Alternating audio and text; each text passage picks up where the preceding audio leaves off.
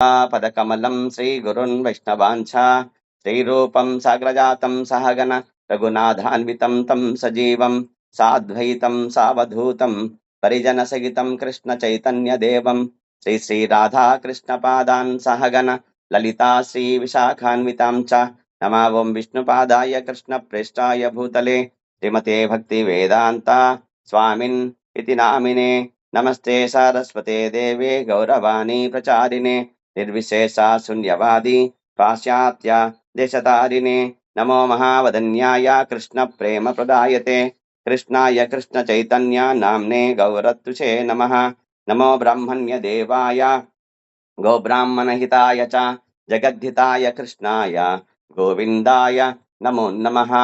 हे कृष्णा करुणा सिंधो दीनबन्धो जगत्पते गोपेश गोपिका कान्ता राधा कान्ता नमोस्तुते तप्त कांचन गौरांगी राधे वृंदावनेश्वरी वृषभानुसुते देवी प्रणमामि हरिप्रिये वाञ्छाकल्पतरुभ्यश्च कृपा सिन्धुभ्य एव च पतितानां पावनेभ्यो वैष्णवेभ्यो नमो नमः।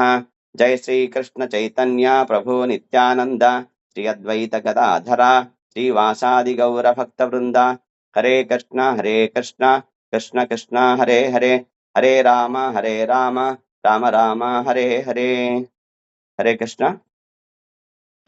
ఈరోజు 6వ అధ్యాయము భగవద్గీత యథాతథము అధ్యాయం సంఖ్య 6 శ్లోకం సంఖ్య 9.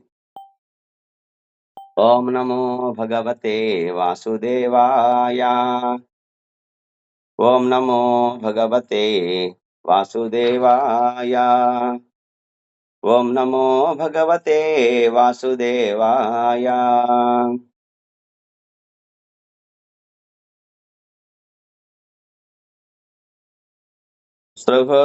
సుహృస్నితార్యుదాసీనా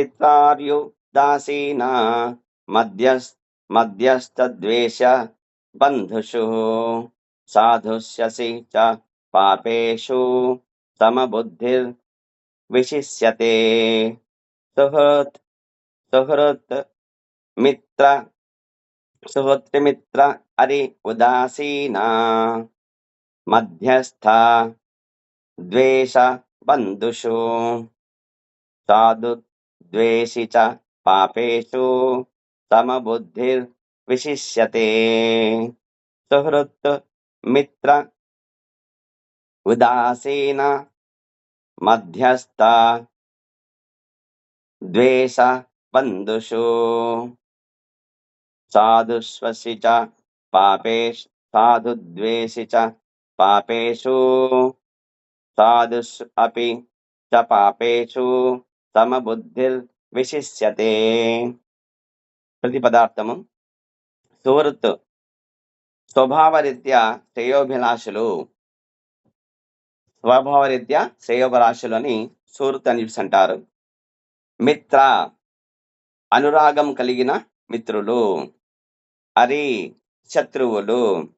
ఉదాసీన కలహించే వారి మధ్య తటస్థులు. మధ్యస్థ కలహించే వారి నడుమ మధ్యవర్తులు.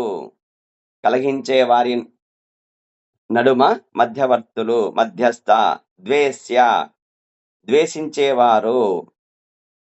బంధుషు బంధువులు లేదా శ్రేయోభిలాషులు. సాధుషు పుణ్యాత్ముల పట్ల. స్వాదిస్వపిచ సాధుషు పుణ్యాత్ముల పట్ల. అపి కూడా. చ మరియు. పాపేషు పాపుల ఎడ. సమబుద్ధి సమబుద్ధి కలిగిన వాడు. విశిష్యతే మరింత పురోగమించిన వాడు. భావము.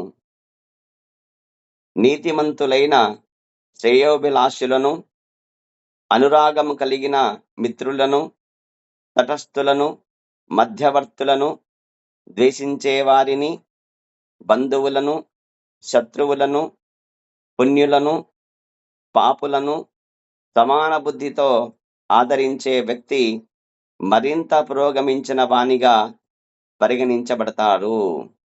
శ్రీకృష్ణ భగవానుడు మరి అధ్యాయము ధ్యాన యోగము అనే అధ్యాయం నామములో 6వ అధ్యాయములో చెప్తున్నారు.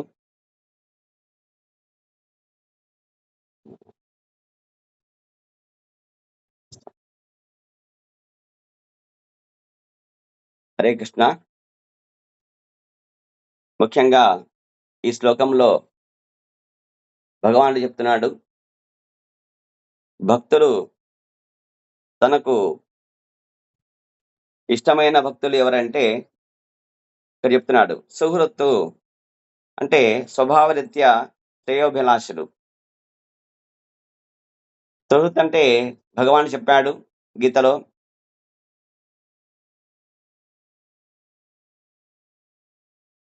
ముఖ్యంగా మరి యజ్ఞదాన తపకర్మ సర్వ ఒక శ్లోకం అక్కడ భగవంతుడు ఏమంటాడంటే, ఏదైతే యజ్ఞములకు, దానములకు మరియు తపస్సులకు ఎవరు భోక్త అంటే శ్రీకృష్ణ భగవాన్. కాబట్టి భోక్తారం యజ్ఞ తపసాం సర్వలోక మహేశ్వరం సుహృదం సర్వభూతానాం జ్ఞాత్వా మాం శాంతి మృచ్చతి అని చెప్పాడనమాట.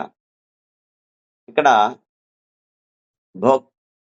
యజ్ఞము, దానము, తపస్సు, మరి వ్రతములు, మరి ఉపవాసము, ఏకాదశి ఉపవాసము, ఇవన్నీ మరి జపయజ్ఞము, ఇవన్నీ ఎవరి ప్రీతి కొరకు చేయాలంటే మరి ఆ భోక్త ఎవరంటే నేనేం చెప్తాడు శ్రీకృష్ణ భగవానుడు. కాబట్టి ఆ కృష్ణుడి యొక్క ప్రీత్యర్థమై ఇవన్నీ చేయాలని చెప్తాడు. అక్కడ అదొకటి విషయము. సర్వలోక మహేశ్వరం అని చెప్పాడు. భోక్త ఎవరంటే శ్రీకృష్ణ భగవానుడి విషయం తెలిసిన వాళ్ళు. తర్వాత రెండవది సర్వలోక మహేశ్వరం, అన్ని లోకాలకు ఎవరు ఈశ్వరుడు అంటే యజమాని అంటే ఈ బ్రహ్మాండంలో 14 లోకాలు ఉన్నాయని చెప్పేసి మనకు తెలుసు. కాబట్టి ఆచార్యులు తర్వాత కృష్ణుడు తర్వాత శాస్త్రం చెప్పినారు. కాబట్టి ఆ విధంగా ఈ లోకాలకు పరిపాలించే వాళ్ళు లోకపాలకులు ఉంటారు. వాళ్ళకు కూడా యజమాని ఎవరంటే వాళ్ళకు కూడా ఎవరు నియామకంలో వాళ్ళు పనిచేస్తారంటే గనక కృష్ణుడి యొక్క శ్రీకృష్ణ భగవానుడి యొక్క నియామకంలో పనిచేస్తారు. కాబట్టి ఇటువంటి కోటాను కోట్ల బ్రహ్మాండాలు, తర్వాత ఈ భౌతిక మరి ఆకాశంలో భౌతిక జగత్తులో ఉండేవి అయితే గనక ఆధ్యాత్మిక ఆకాశంలో కూడా కోటాను కోట్ల వైకుంఠాలు ఉన్నాయి. వీటికన్నిటికీ ఎవరు ఈశ్వరుడు యజమాని అంటే శ్రీకృష్ణ భగవాన్ అని చెప్పేసి చెప్తారు. రెండవది. మూడవది సుహృదం సర్వభూతానాం, సుహృత్తు అంటాడు. సుహృత్ అంటే ఆ భగవంతుడు వచ్చేసి అన్ని జీవరాశులు ఏవైతే ఉన్నాయో 84 లక్షల జీవరాశులు తన సృష్టిలో ఏవైతే ఆయన చేసిన జీవరాశులు ఎవరైతే ఉన్నారో ఆ జీవులన్నకి సుహృదం సర్వభూతానం, అన్ని భూతములనగా ప్రాణులు, జీవాత్మలు. కాబట్టి ఏ ఏ దేహంలో ఉన్నప్పటికీ ఆ జీవాత్మలకు నేను సుహృత్తును, మంచి మిత్రుడును అంటే ఎప్పుడు అంటిబెట్టుకొని ఎప్పుడు మరి తన జీవాత్మ యొక్క శ్రేయస్సును అభిలషించేవారన్నమాట, శ్రేయోభిలాషి అని చెప్పేసి. కాబట్టి అట్టి అంటే వెన్నంటే ఉండి మరి నిత్యము వారి యొక్క శ్రేయస్సును కోరేవారు ఎవరైతే ఉంటారో వాళ్ళని సుహృత్ అని చెప్పేసి అంటారు. కాబట్టి అటువంటి సుహృత్ ఎవరంటే శ్రీకృష్ణ భగవానుడు. కాబట్టి సుహృదం సర్వభూతానం, ఆయన మన పాపకర్మలను బట్టి మనమంతా జీవాత్మలు కదా, మన పాపకర్మలను బట్టి మనం ఒక చీమ యొక్క దేహాన్ని నెక్స్ట్ జన్మలో పొందితే గనక మనతో పాటుగా ఆ చీమ యొక్క దేహములో ఆ హృదయస్థ పరమాత్ముడుగా అంతర్యామిగా మనతో పాటు ఉంటాడు ఆయన. మన పాపకర్మలు మరి పూర్తి అయిపోయి మళ్ళీ ఆ చీమదేహం నుంచి మనం బయటకు వచ్చేసినప్పుడు జీవాత్మలుగా మనతో పాటు ఆయన కూడా బయటకు వచ్చేస్తాడనమాట. కాబట్టి ప్రస్తుతం ఉన్న ఈ మానవ దేహంలో మన హృదయస్థ పరమాత్మగా అంతర్యామిగా భగవంతుడున్నాడు. మనమంతా జీవాత్మలు, మనతో పాటు ఆయన ఉన్నాడు, పరమాత్మ కూడా ఉన్నాడు. కాబట్టి ఈ జీవుడు ఈ దేహంలో ఎన్నాళ్ళు ఉండాలో అన్నాళ్ళుండి ఆ కర్మలన్నీ పూర్తయిపోయినాక నిష్క్రమిస్తాడనమాట. ఈ దేహాన్ని వదిలేసి వెళ్ళిపోతాడు. ఆ వదిలేసి వెళ్ళే జీవుడితో పాటుగా, జీవాత్మతో పాటుగా పరమాత్మ అంతర్యామి కూడా కలిసి వెళ్తాడు. కాబట్టి ఎప్పుడూ శ్రేయస్సు అంటే మనకు సంబంధించిన శ్రేయస్సు మనం ఏదైతే మనసులో ఆయన ఉంటాడు కాబట్టి మన హృదయంలో మనకక్కడ మరి ఎప్పుడు శ్రేయస్సును కొడతాడనమాట. అట్టి శ్రేయస్సు అభిలషించే సుహృత్ ఎవరంటే శ్రీకృష్ణ భగవానుడు. తర్వాత మిత్ర అనురాగం కలిగిన మిత్రులు. ఫ్రెండ్స్ అన్నమాట. అనురాగం అంటే రాగము. కాబట్టి రాగం అంటే ప్రేమ. కాబట్టి మిత్రుడంటే మరి ఎట్లంటే ఇక్కడ మిత్రుడు ఎవరు మిత్రులంటే సఖ్యరసములో అర్జునుడు మరి అర్జునుడితో శ్రీకృష్ణ భగవానుడు మిత్రుడుగా ఉంటాడనమాట. మంచి మిత్రుడుగా. ఎప్పుడు ఆయన వెంటే ఉంటాడు. ఇద్దరు కలిసి ప్రసాదాలు తీసుకుంటారు. కలిసి మాట్లాడతారు. కలిసి తిరుగుతారు. కలిసి పడుకుంటారు. కాబట్టి మరి ఏం పని చేసినా కలిసి చేస్తారు. కాబట్టి ఆ విధంగా వచ్చేసి మరి సఖ్యరసం సంబంధించి భగవానుడితో మరి అర్జునులు ఆ విధంగా మరి ఎప్పుడు మిత్రుడుగా అంటే ఆ విధంగా అట్టి అనురాగం కలిగిన వాళ్ళు ఎవరైతే ఉంటారో వాడిని మిత్రుడు అంటారు. అంతే కానీ ఏదో మందు కోసం, విందు కోసము డబ్బులు ఖర్చు పెట్టేవాడి వెంట తిరిగేవాళ్ళు మిత్రులు కాదు. ఆ తర్వాత హరి అంటే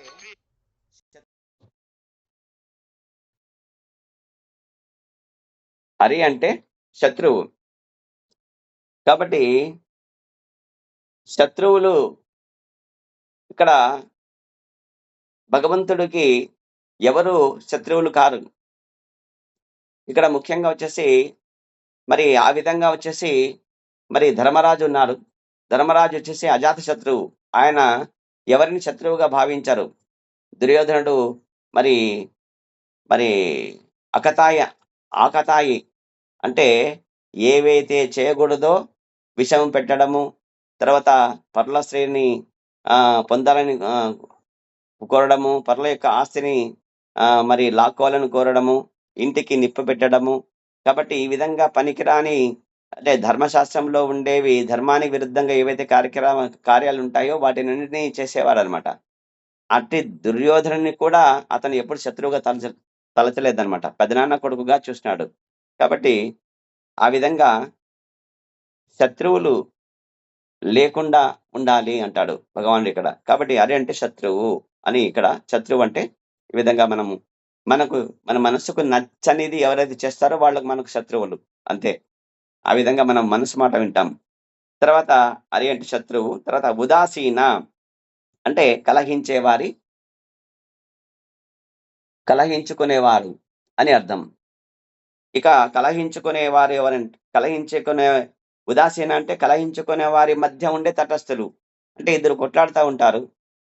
కొట్లాడుతూ ఉంటే వాళ్ళకి సర్ది చెప్పకుండా ఊరికే మధ్యస్థంగా ఉండడనమాట. వాళ్ళని ఉదాసీనులు అని చెప్పేసి అంటారు. తర్వాత మధ్యస్థ అంటే ఇక కలహించే వారి మధ్య తటస్థులు. మధ్యస్థ అంటే కలహించే వారి నడుమ మధ్యవర్తులు. మధ్యస్థులంటే ఇప్పుడు ఉదాసీన అంటే వాళ్ళిద్దరు కలహించుకుంటా ఉంటారు. వాళ్ళ చూస్తూ ఉండడం అనేది అది ఉదాసీనుడు అంటే. మధ్యస్థుడు అంటే ఇద్దరు గొడవ పడినప్పుడు వచ్చేసి ఆ గొడవ పరిష్కారం సంబంధించి చేయడానికి మరి కృష్ణుడు చేశాడు కదా, రాయబారిగా వెళ్ళారు కదా కౌరవ పాండవులకు సంబంధించి ఆ విధంగా అనమాట. కాబట్టి అట్లా మధ్యవర్తులు అని చెప్పేసి అంటారు. కలహించుకునే వారి నడుమ మధ్యవర్తులు. ద్వేషించేవారు. ద్వేష్య అంటే ద్వేషం. అంతే. ద్వేషం అనమాట. ఎప్పుడు ద్వేషిస్తాం మనం. ఎందుకంటే మనకంటే ఉన్నత స్థాయిలో ఉంటే గనక మరి ఈర్ష్యాద్వేషములు వస్తాయన్నమాట. కాబట్టి అటువంటి ఈర్ష్య ద్వారా ఈర్ష్య పొందుతాం. మాకంటే ఎక్కువ స్థాయి ఉన్నత స్థాయిలో ఉన్నారు కదా అని చెప్పేసి ఆ విధంగా ద్వేషం వస్తుందన్నమాట. బంధుషు కాబట్టి ద్వేషించడము అనేది ద్వేషము అనేది. తర్వాత బంధుషు అంటే బంధువులు లేదా మరి బంధువులంటే మరి దేహ బంధువులు వీళ్ళు. ఎవరు ఆత్మ బంధువులు కాదనమాట. దేహ బంధువులు. అంటే తండ్రి తరపున దేహ బంధువులు కావచ్చు, తల్లి తరపున దేహ బంధువులు కావచ్చు. వీళ్ళు బంధువులు. మరి వీళ్ళు కూడా శ్రేయస్సును కోరేవారు, శ్రేయస్సును అభిలషించేవాళ్ళు అయి ఉండాలి వాళ్ళు. వాళ్ళని బంధువులని చెప్పేసంటారు. మరి శ్రేయస్సును అభిలషించని వారిని బంధువులంటామా అంటే అనం. కాబట్టి కృష్ణుడు చెప్తాడనమాట. కాబట్టి తర్వాత సాధుషు అంటే పుణ్యాత్ముల పట్ల, ఈ వీళ్ళందరి పట్ల మరి అపి కూడా వీళ్ళందరి పట్ల సాధువులంటే ఎవరు? పుణ్యాత్ములు. ఎవరు పుణ్యాత్ములంటే కృష్ణ భక్తులు. కాబట్టి ఆ విధంగా తర్వాత పాపులు, పాపేషు అంటే పాపులు. కాబట్టి పాపులైన మరి పాపం అంటే ఏంటంటే ధర్మశాస్త్రములో నుండే వాటికి విరుద్ధంగా చేసే కర్మల యొక్క ఫలితంగా కలిగే దుష్ప్రభావం ఎక్కువగా కలిగిన వారు, దుష్ఫలితాలు పొందే వాళ్ళు ఎవరైతే ఉంటారో వాళ్ళని పాపులంటారు. అంటే వాళ్ళు తెలియకో చేసి ఉండవచ్చును. తెలిసి చేసినా, తెలియక చేసినా పాపం పాపమే. వారికి మధ్య సమబుద్ధి కలిగి ఉండాలి. అటువంటి వాళ్ళొచ్చేసి నాకు మరి చాలా ఇష్టలు. వాళ్ళు భక్తిలో పురోగమిస్తారు అని చెప్పేసి అంటారనమాట భగవంతుడు. ఇక మరి భగవంతుడు ఇవన్నీ పాపుల ఎడల గావచ్చు, మరి శత్రువుల ఎడల గావచ్చు, ఇంకా బంధువులు అంటే అందరినీ సమభావంతో చూడాలి అని చెప్పేసి భగవంతుడు చెప్తాడు కాబట్టి, ఈ సందర్భంలో వచ్చేసి ఈరోజు జగన్నాథుడు, శ్రీ జగన్నాథ్ కీ జై. జగన్నాథుడు, శ్రీ జగన్నాథుడి భగవాని లీలా కథామృతంలో ఒక కథ ఉంది. ఆ కథ గురించి ఈరోజు మనము ఇప్పుడు సాలబేగ అని చెప్పేసి భక్తుడు ఈయన. జగన్నాథుడు యొక్క భక్తుడు ఇక్కడ ఈయన. ఇది సుమారు ఎప్పుడు జరిగిందంటే క్రీస్తు శకము 1607, 1608 నాటి కథ. అంటే పూరి జగన్నాథుడు సంబంధించి జగన్నాథుడి యొక్క భక్తుడు ఈయన. యాక్చువల్‌గా ఈయన పేరు సాలబేగ. మరి ఈయన మరి ఎవరంటే నిజానికి ఈయన ఒక ముస్లిం భక్తుడనమాట. ఈయన యొక్క తండ్రి ఎవరంటే ఒక అప్పట్లో 1600 అంటే 16వ శతాబ్దంలో వచ్చేసి మరి ముస్లింల ఆధిపత్యం ఉండి మరి భారతదేశంలో ఎక్కువ పరిపాలించేవాళ్ళు కాబట్టి అక్కడ ఒక సుబేదార్ ఉంటాడు. ఒక ముస్లిం యొక్క సుబేదార్ ఉంటాడు. ముస్లిం ఆయన. ఆయనకు తర్వాత ఒక బ్రాహ్మణ స్త్రీ మరి బ్రాహ్మణ స్త్రీని వివాహం చేసుకుంటాడు ఆ సుబేదారు, ముస్లిం సుబేదారు. వాళ్ళకి కలిగిన సంతానము ఈ సాలబేగ అనే భక్తుడి యొక్క ఉదాంతం ఇక్కడ. భక్త సాలబేగ ఈరోజు కథ గురించి ఈరోజు చెప్పుకుంటున్నాం ఈరోజు. ఇక్కడ జగన్నాథ్ లీలల్లో సంబంధించిన కథ ఇది. మరి 1607, 1608 నాటి ఒక ముస్లిం భక్తుడైన సాలబేగ కథ రథయాత్ర యొక్క లౌకిక సందేశాన్ని చక్కంగా ఇక్కడ లౌకికంగా రథయాత్ర సంబంధించి ఏ విధంగా మరి భగవంతుడు మనం రథయాత్ర చూస్తాం. జగన్నాథ రథయాత్ర, పురి జగన్నాథ రథయాత్ర. రథం ఆగిపోతుంటుంది, కదలదు రథం ఒకనొకప్పుడు. కాబట్టి ఎందుకు ఆగుతుందంటే భక్తుల కోసం భగవంతుడు అక్కడ ఆగుతాడు. కాబట్టి ఇక్కడ భగవంతుడి అందరి పట్ల సమభావన కలిగి ఉంటాడు కాబట్టి మరి భక్తులంటే ఆయనకి ఇంకా ఎక్కువ ఇష్టం కాబట్టి ఈయన ఈ సాలబేగ, భక్త సాలబేగ అనే భక్తుడు మరి తల్లి బ్రాహ్మణి కాబట్టి చిన్నప్పటి నుంచి జగన్నాథుడి లీలలు ఎప్పుడు చెప్పేదన్నమాట. భగవంతుడి గురించి, జగన్నాథుని గురించి తన కుమారుడైన సాలబేగకు చెప్పేదన్నమాట. ఆ విధంగా శ్రవణం చేసి అతడు మహాభక్తుడైపోయినాడనమాట. శ్రీ జగన్నాథుడికి పరమ భక్తుడైపోయి మరి ముస్లిం అయినప్పటికీ అతను సంవత్సరానికి ఒకసారి మాత్రమే రథముపై జగన్నాథ స్వామిని దర్శించుకోగలిగేవాడు. ఎందుకంటే మనకు పురి జగన్నాథ్ మరి దేవస్థాన సంస్థానం వాళ్ళు ఒక నియమాన్ని పెట్టారు.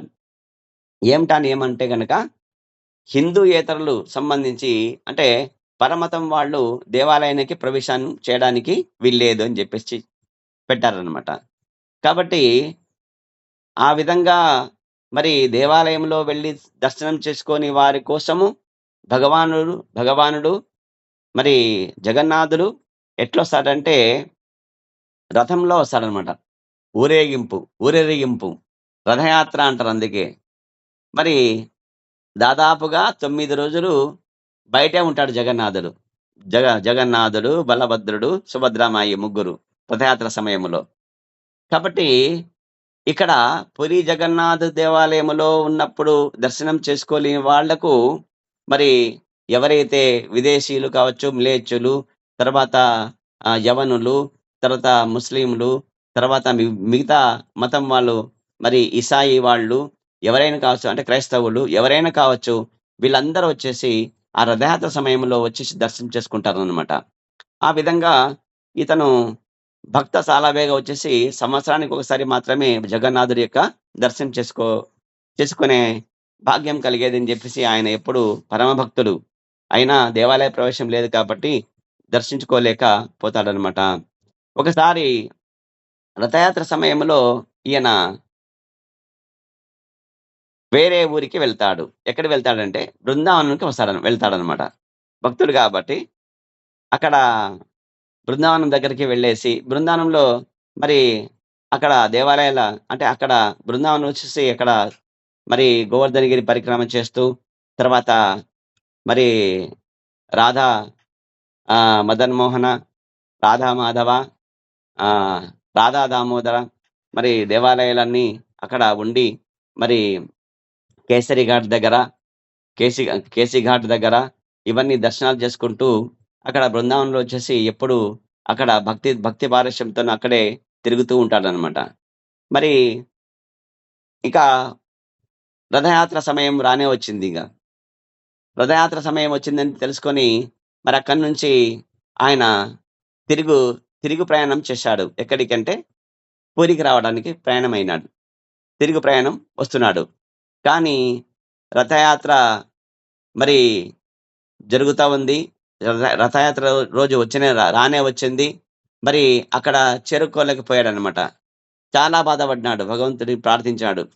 ఓ జగన్నాథ, నేను మీ దర్శనం చేసుకోవాలని చెప్పేసి అనుకుంటున్నాను. మరి రథం పైన ఉన్న మీ దర్శనం కోసము నేను పరితపిస్తున్నాను. మరి ఈ దారిలో నేను వస్తున్నాను. కాబట్టి ఓ జగన్నాథ, రథంపై నా కోసం వేచి ఉండయ్యా అని చెప్పేసి ఎంతో భక్తి పారవశ్యంతో కీర్తన చేసి ఆయన జగన్నాథుడిని వేడుకున్నాడు. అంతే. శ్రీ జగన్నాథుడికి ఈ ఈ ఈ ప్రార్థన ఎప్పుడైతే చేశాడో జగన్నాథుడు మరి ఎంతో పారవశ్యంతోటి ఆయన ఆగిపోయాడు అంతే. కాబట్టి భక్తుని కోరిక ఎప్పుడైతే ప్రార్థించినాడో ఈ భక్త సాలవేగా ఎప్పుడైతే ప్రార్థించాడో ఆ రథము ఆగిపోయింది. ఆ కోరిక నెరవేరింది. చూడండి, ముస్లిం భక్తుడైనప్పటికి కూడా సాలవేగా అక్కడికి చేరుకొని మరి జగన్నాథుడి దర్శనం పొందేంత వరకు శ్రీ జగన్నాథుడి రథం పైన నందిఘోష రథం, జగన్నాథుడి రథం పేరేం పేరు? నందిఘోష రథం. ఆ నందిఘోష రథం కదలలేదన్నమాట. ఆ భక్తుడు వచ్చి ఎప్పుడైతే దర్శనం చేసుకున్నాడో అప్పుడు కదిలింది. మరి ఇదే మన ప్రభుపాదులు శ్రీల భక్తి వేదాంత స్వామి ప్రభుపాదుల వారి మరి గురువు గారైన పరమ గురువు మరి శ్రీ భక్తి వేదాంత స్వామి సరస్వతి ఠాగూరు ప్రభుపాదులు వారు చిన్న బాలుడుగా ఉన్నప్పుడు మరి ఇదే ఘటన కూడా జరిగిందనమాట. ఇక్కడ ఆ రథయాత్ర, పూరి జగన్నాథ్ రథయాత్ర రథం లాగుతున్నారు. మరి ఎంతసేపటికి ఎన్ని వేల మంది పట్టి లాగినా కూడా మరి ఏనుగులతో కూడా లాగించినా కూడా రథం కదలలేదు. మరి అప్పుడు పూజారులు అనుకున్నారు, జగన్నాథుడు ఎవరి కోసం ఇక్కడ వేచి ఉన్నాడు, ఇప్పుడు మనం ప్రయత్నం చేయకూడదు, ఉండండి అని చెప్పేసి వేచి ఉందామని విషయాన్ని వాళ్ళ ప్రయత్నంలో చేస్తూ ఉన్నారు, తీవ్ర ప్రయత్నం కాకుండా. అప్పుడు గురువు గారు వచ్చేసి మరి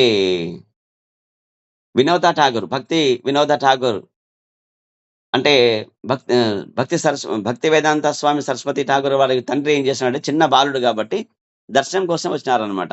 అమ్మ నాన్నతో పాటు చిన్న బాలుని తీసుకొచ్చినాడు అనమాట.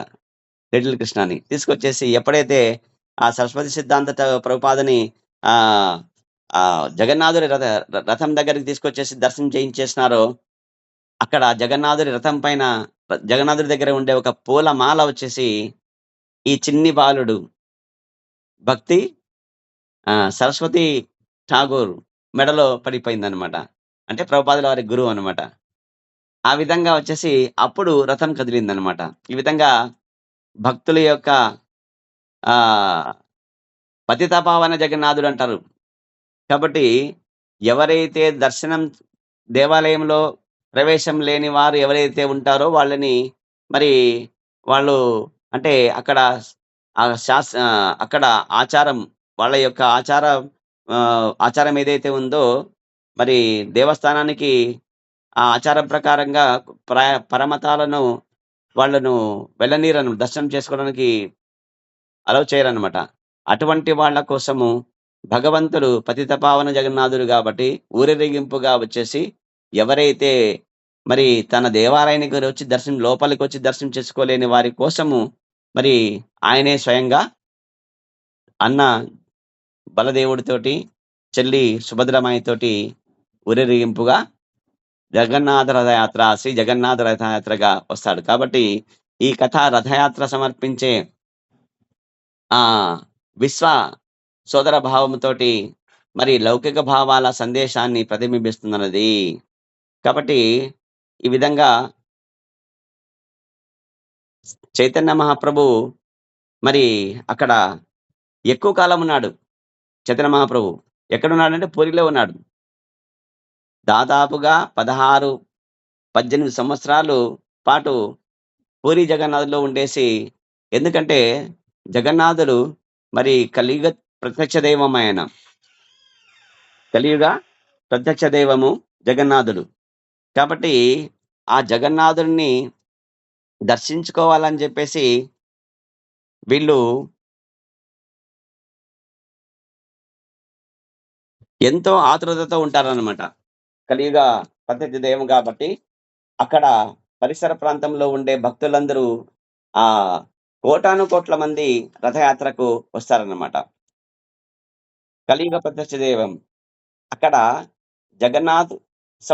జగన్నాథుడు మరి మనము ఎవరైతే మరి ఉచ్చ, నీచ వర్ణములకు సంబంధించి విషయం చెప్పినప్పుడు మళ్ళీ వీళ్ళు జగన్నాథుడు యాక్చువల్‌గా మరి నీల నీలమాధవుడు. నీలమాధవుడు ఎక్కడున్నాడు అంటే అక్కడ కొండలలో ఉన్నాడాయన. కొండ పైన ఉంటాడు.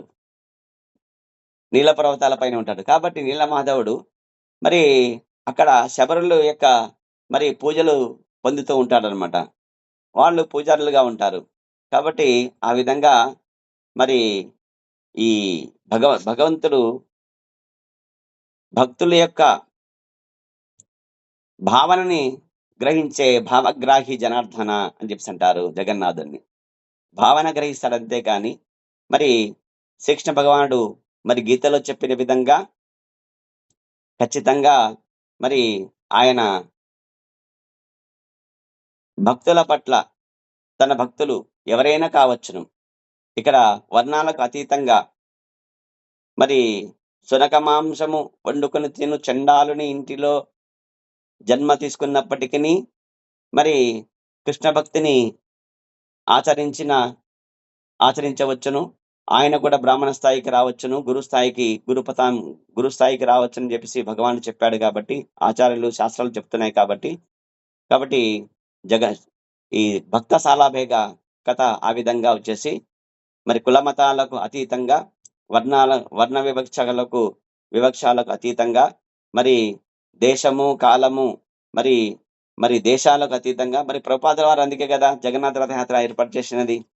ప్రభుపాదులు ఆయన భక్తులు మరి శాస్త్రంలో చెప్పినట్టు ఎవరైనా బ్రాహ్మణ స్థాయికి రావచ్చని చెప్పారు. కాబట్టి ఆ విధంగా ప్రభుపాదులు అక్కడికి వెళ్ళి ఇంగ్లీష్ వాళ్లకు మరి భగవద్గీత, భాగవతాన్ని తర్జుమా చేసి ఆంగ్లంలో మరి వాళ్ళకందరికీ మరి భగవద్గీత, భాగవతాన్ని బోధించి మరి వాళ్ళని వైష్ణవులుగా మార్చేసినాడు. ఆ విధంగా వచ్చి వాళ్ళు మరి ఎంతో వినయంగా వాళ్ళు భగవంతుని యొక్క కీర్తనలు చేస్తూ మరి మరి హరే కృష్ణ మహామంత్రం జపం చేస్తూ, జపయజ్ఞం చేస్తూ మరి ఎంతో పవిత్రంగా మారిపోయినారు. ఇక్కడ పూరీ జగన్నాథ్ దర్శనానికి ప్రభుపాదులతో పాటు వచ్చినారనమాట. వస్తే ఆ దేవస్థానం వాళ్ళు, "ప్రభుపాద మీరు కావాల్సే వెళ్ళండి మీరు లోపలికి దర్శనానికి. జగన్నాథ్ దర్శనం చేసుకోండి. కానీ మీ శిష్యులని మేము వాళ్ళంతా ఎవరు ఇంగ్లీషోళ్ళు వాళ్ళు" అని చెప్పేసి ఈ భావన చూపినారన్నమాట. అప్పుడు మనసులో వాళ్ళు ప్రభుపాద శిష్యులంతా బాధపడితే ప్రభుపాదులు కూడా చాలా బాధపడ్డారు. పడేసి ఇక ప్రపంచమంతటా రథయాత్ర చేయాలని చెప్పేసి మరి మన ఇస్కాన్ సంస్థలలో మరి తను ఏర్పాటు చేసిన ఇస్కాన్ సంస్థలలో రథయాత్రను ఏర్పాటు చేసినారన్నమాట. ఆ విధంగా అందరికీ జగన్నాథుడు అందరి వారన్నమాట.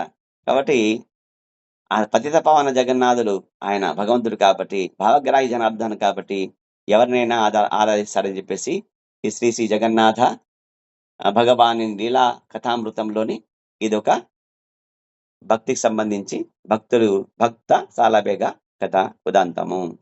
హరే కృష్ణ. హరే కృష్ణ ప్రభుజీ. హరే కృష్ణ ప్రభుజీ. హరే కృష్ణ దండవత్ ప్రభు. ప్రణామం ప్రభు. ధన్యవాదాలు చాలా ప్రభు. చాలా హరే ధన్యవాదాలు. కృష్ణ ప్రభు. మీ యొక్క విలువైన సమయాన్ని కేటాయించారు. యాక్చువల్గా బిజీగా ఉంటారు మీరు. సరే ప్రభుజీ, ప్రభుజీకి ధన్యవాదాలు. ఒకసారి ప్రభుజీ, మాతాజీస్ అందరికీ